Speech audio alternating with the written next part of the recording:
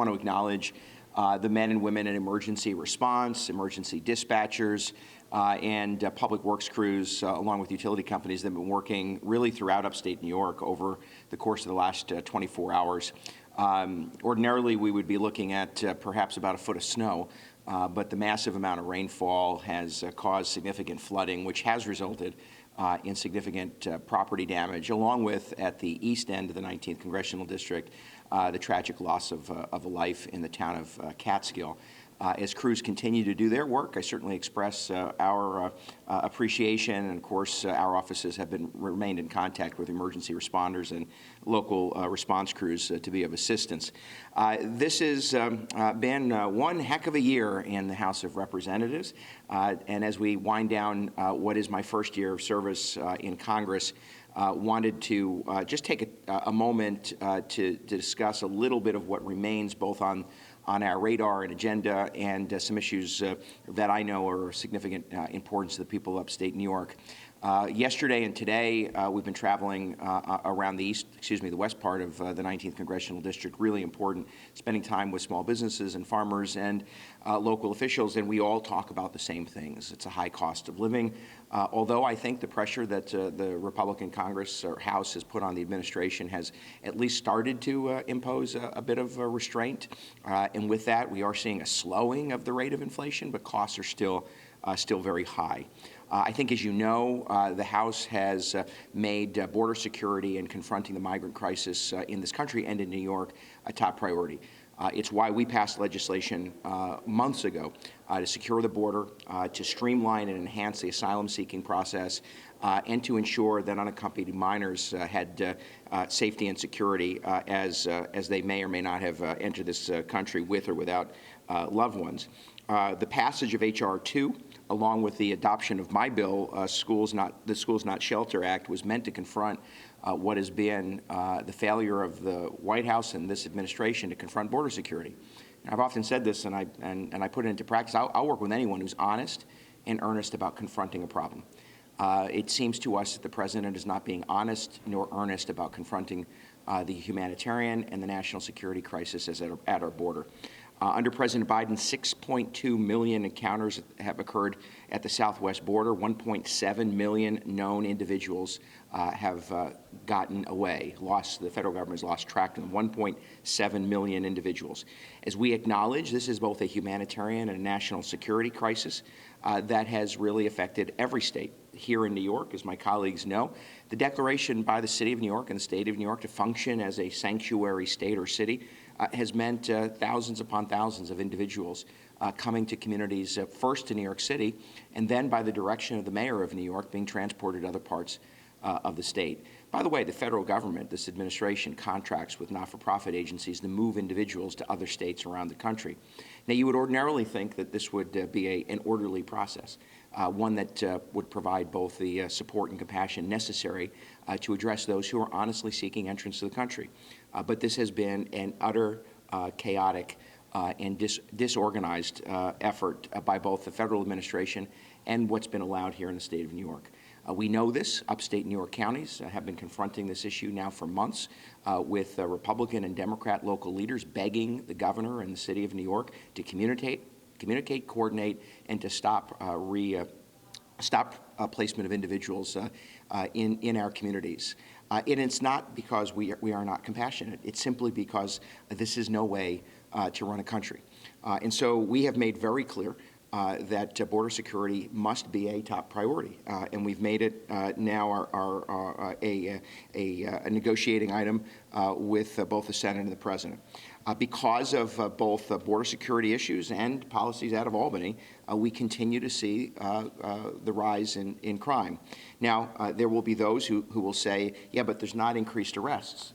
That's true, because the state of New York has made it very difficult for law enforcement to confront minor and mid-level offenses because of cashless bail, discovery reform, and other policies that they've put into effect. What that has meant is law enforcement has found themselves unable, in most cases, to provide for basic public safety.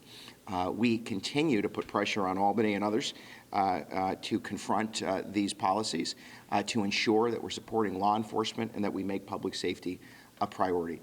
And so let me, in my comments, turn and close with one last area of obviously concern, both here in the communities in upstate New York, but around the country. The rise in anti-Semitism, and I would say by extension, hate and hate-related violence is abhorrent, it is frightening, and it is something that we have to confront together as a community. Incidents at Cornell, BU, and other college campuses across the country have threatened the safety of Jewish students and have obviously caused great concern. As you know, earlier this month, during a hearing of the Workforce and Education Committee of the House, there was a series of questions presented to Ivy League college presidents. Very simply, if an individual is yelling for and chanting for the genocide of Jewish students, does that or does that not break or violate a college campus code of conduct? The answer is yes. Yes, it does. However, Ivy League presidents of these campuses just were unable to summon the moral clarity and the simple words to make that clear.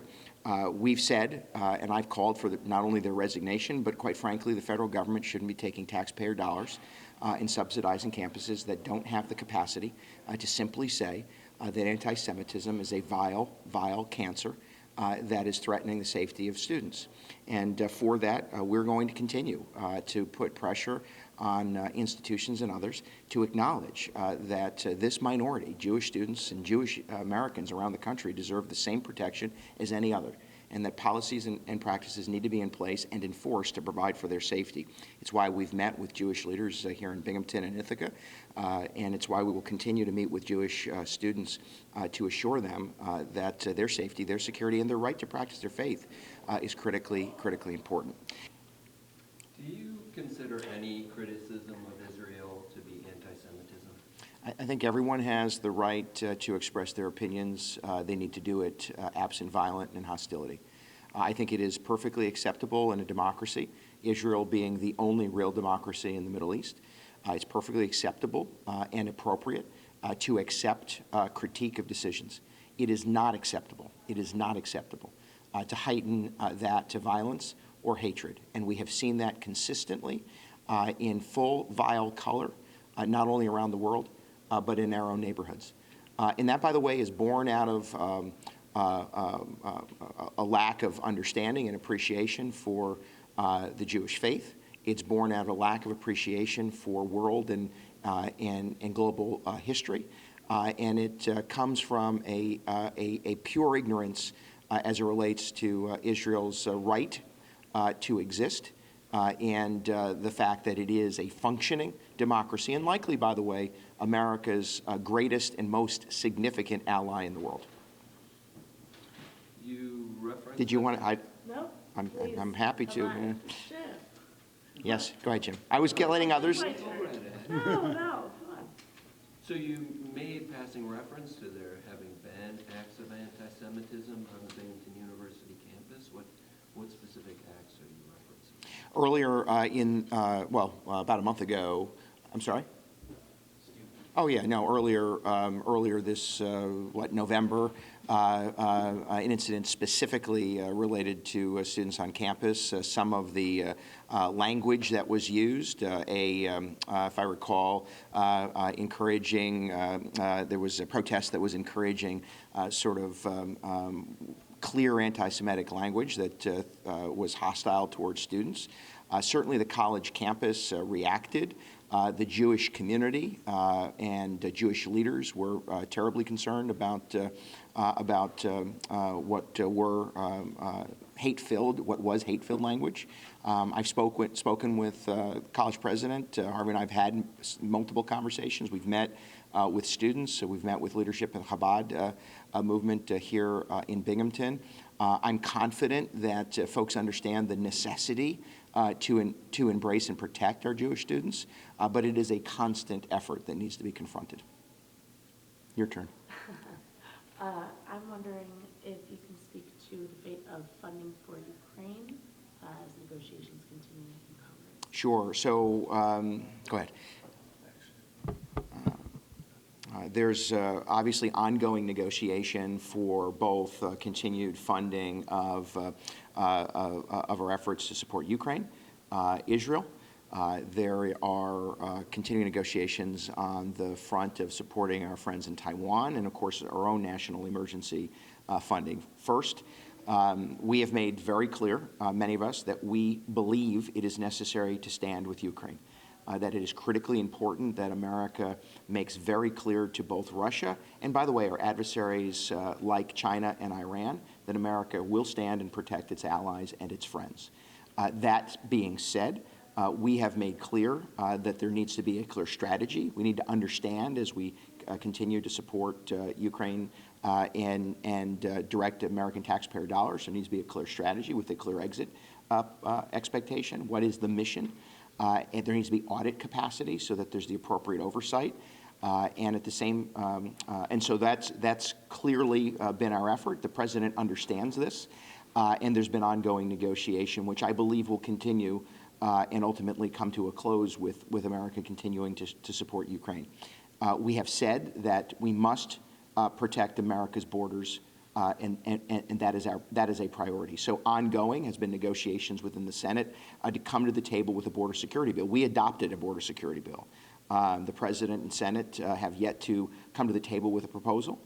As they complete their negotiations, we've said that taking action to protect America's border is a priority. We can do both of these things at the same time, but we must do both of these things at the same time. So on the state level, more the idea of redrawing congressional maps for the next election is something that has been discussed. So if that's anything that you could offer any perspective on it. Sure. So the New York State Court of Appeals ruled in favor of the Democratic lawsuit. They will redraw maps. It is my hope that that will be a fair process led by the Independent Redistricting Commission.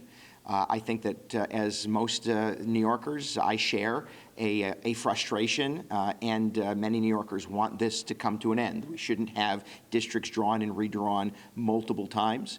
New York currently has the most competitive and likely balanced and representative districts in the country.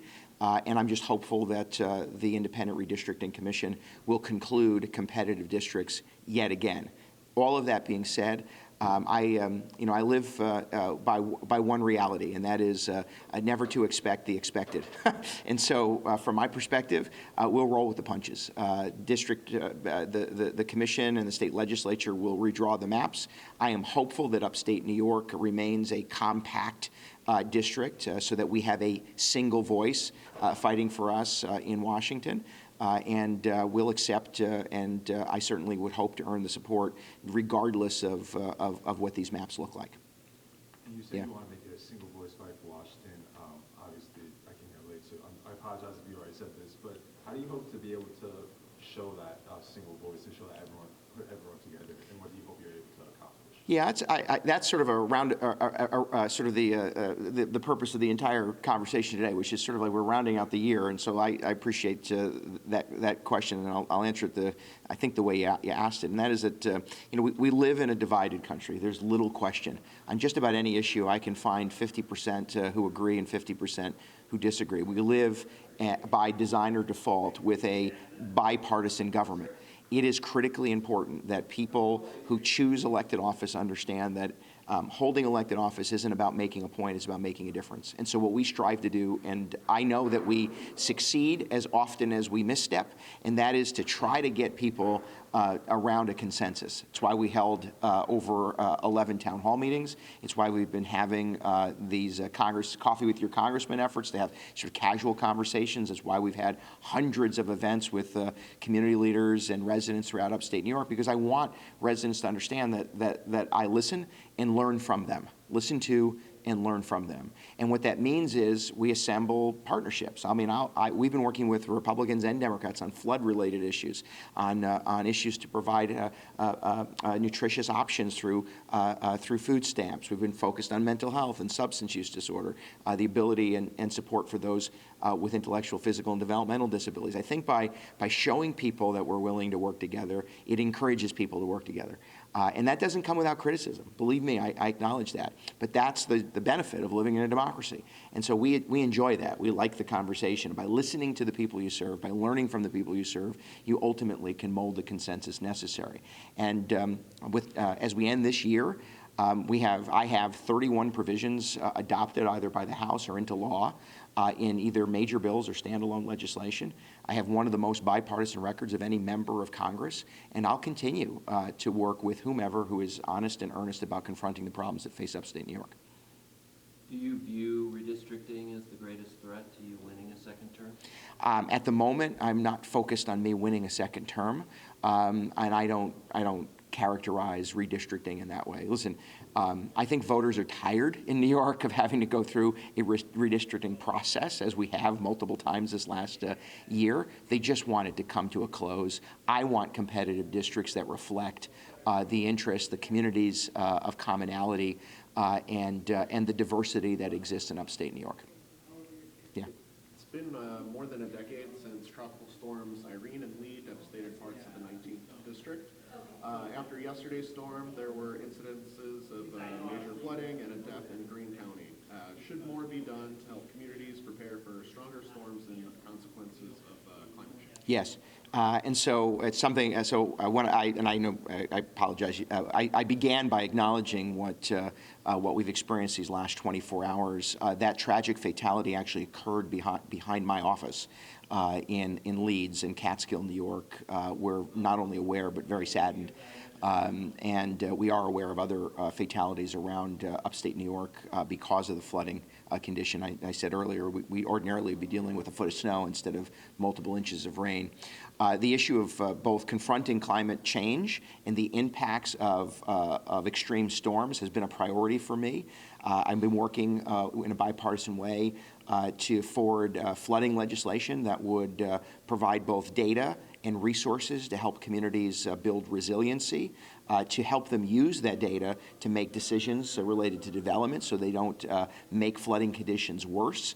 And as a member of the Transportation and Infrastructure Committee, working in a bipartisan way to move infrastructure dollars onto the ground into our communities to ensure infrastructure resilience and confront the impacts, long-standing impacts of climate change. I will also say, by extension, it's one of our priorities as a member of the Agriculture Committee, focused on reauthorization of the Farm Bill. I co-sponsor or lead sponsor legislation that is meant to provide additional resources to farmers to confront the impacts of climate change, extreme heat, extreme flooding, extreme weather conditions making real havoc for upstate farmers. Both of those remain a priority. I would offer, and Pete knows this as from his perch in the Transportation Committee, New York, and again, as with most things, a historic amount of federal dollars were approved prior to my coming to Congress. My committee, the Transportation Infrastructure Committee, oversees its distribution. We have to monitor its distribution. The state of New York needs to do everything in its power. It's why Senator Oberacher and County Legislator Sigler are focused on this, to get those dollars on the ground in an equitable way. And we need the governor and others to ensure that those dollars not only get to small cities like Binghamton, but rural communities like Dryden, not only Syracuse, but the Catskills. And so we've been really pressing the state government to make sure those dollars get on the ground to assist in addressing not only traditional infrastructure concerns, but infrastructure resilience. Can you comment on the impeachment inquiry? Sure. Yeah, I say this quite candidly. I did not come to Congress to impeach a president or to expel a member of Congress from my own party. There are, however, moments where we have to consider the reality, and that is that Congress provides the appropriate oversight of the executive branch. That is the way it functions, and that is one of our responsibilities. Now, I'm not on any of the three committees of jurisdiction. However, I believe there are issues of impropriety. I do believe the president's son engaged in influence peddling, and whether or not that infects or affects the president is the right and the responsibility of Congress to ask questions. As we ask those questions, if the executive branch, the president, the governor, the mayor, the executive, doesn't want to answer those questions and clearly says, I will not participate in such an investigation absent a vote, that for me was enough to say we should at least continue asking those questions, and we'll confront whatever issues might arise from the fact finding. I'm an elected official in New York since 1994. I can tell you that there have always been issues of members of the media, I'm not saying you personally, members of the media, colleagues of my own political party, and those of the other political party who say, don't ask those questions. Eliot Spitzer is the sheriff of Wall Street. He's not so bad. Don't ask those questions. Dean Skelos really loved his son. Don't ask those questions. It didn't matter so much. Shelley Silver wasn't as bad as you all say. Andrew Cuomo wasn't so awful. That's not a quote that I'd like to have on me because he was awful. My point being that you ask the questions because sometimes corruption and impropriety is hidden below the surface, and it's the job of all of us to hold each other accountable. That's what I think is the necessary responsibility of Congress. Getting back to the migrant crisis, obviously major concern in Broome County, or else they wouldn't have passed the various emergency orders to thwart any efforts from New York City to relocate migrants to our area. That said, is there any evidence that any migrants have successfully been relocated from New York City to Broome County? To Broome County. I'd have to leave the specific to County Executive Garner, but I do know that there were early on Mayor Adams' efforts were very clear, and there was concern specifically that they be relocated to Broome. Now, I will tell you what we were successful in achieving. If you recall, very early on, Congressman Pat Ryan and I called, Democrat, Republican, called for Mayor Adams to be clear and for the governor to assert some leadership to prevent the transport of migrants to upstate communities and to honor those executive orders. I would suggest to you, absent those executive orders, counties like Broome would have been locations for relocation. In fact, we know this because there are counties that didn't take such action that have confronted the challenge. In communities in upstate, and I won't point to the county specifically, but we do know that there are individuals relocated to hotels or motels only to have those individuals either disappear into the community and thus not have any of the oversight the city promised, or in some cases, those individuals are returning to New York City. That's not a way to treat human beings. And so I think County Executive Garner's action was appropriate and that Mayor Adams lied. And so let me say that again. Mayor Adams lied. He told us, county leaders and others, that they would communicate, they would coordinate, and they would cooperate with local officials. And I think that county executives like Jason Garner would welcome such an opportunity if that kind of cooperation, communication, coordination occurred. It didn't. Thus, county executives like Jason Garner and others needed to prevent the total disregard for local law. And by the way, as a former county official, the total disregard for state law. There just is no right for the city of New York to impose its practice, its policy, its rules on upstate counties, and they cannot simply avoid the coordination and communication that's necessary in a situation like this. When it comes to local crime, can you just offer a little bit of what the city of Binghamton and just Broome County in general would need to kind of take on in this new year upcoming and just kind of address when it comes to local crime? Yeah, without question. Listen, cashless bail of Albany and the Democratic majority in the state legislature has undermined law enforcement. There are those who want to believe what we know isn't true, that somehow they believe that cashless bail has resulted in safer communities. It's not true. We know this because we have seen an escalation in minor offenses that ultimately become major offenses, and the state law has handcuffed law enforcement's capacity to intervene early. As somebody who spent a great deal of time in the criminal justice system reform over the course of the 12 years I was county executive, I can tell you that there are tools that we could use prior to cashless bail that would have allowed for intervention and deterrence. Those have been taken away from law enforcement. And so what we've seen is an escalation of minor and mid-level offenses, shoplifting, car theft, minor violent offenses that ordinarily would have law enforcement intervene. Prosecutors could offer, some alternative to incarceration, but there'd be some ability to leverage public safety. That has been stripped away. And so Albany and leaders like need to listen to folks like Senator Oberrocker. Albany needs to rescind and ultimately fix the bail system in the state of New York. But this cashless bail system is undermining law enforcement. So what we need to do, and we will continue to do, At the federal level, I will continue to focus federal resources, taxpayer dollars, to support local law enforcement. And that means directing both competitive and direct revenue to police departments like Binghamton, like Norwich, like Cortland, and those that want to engage in public safety. We need to ensure that prosecutors have the capacity under federal law to take action.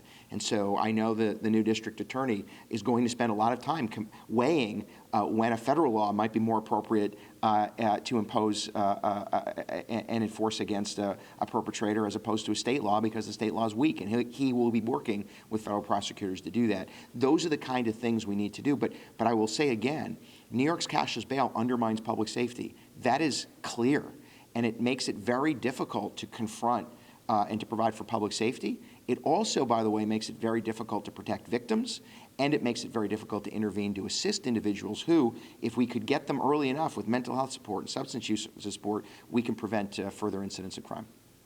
Anyone else? Anything else? Okay, thanks everybody. Merry Christmas. Thank you. I do.